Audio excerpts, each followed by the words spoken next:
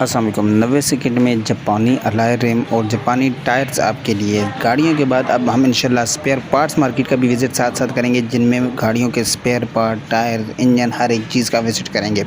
अगर आपको हमारी ये सीरीज़ चाहिए तो हमें कमेंट बॉक्स में लाजमी बताएं। इस तरह गाड़ियाँ 90 सेकंड में कोशिश करेंगे कि शॉर्ट टाइम में एक अच्छी वीडियो आपके लिए बनाया करें। ये एक मार्केट का विज़िट किया है जिसमें आपको यूज़ नए जापानी अलॉय रिम, टायर और छोटी से लेके बड़ी गाड़ी तक मुनासिब कीमत में यहाँ से आपको मिलते हैं।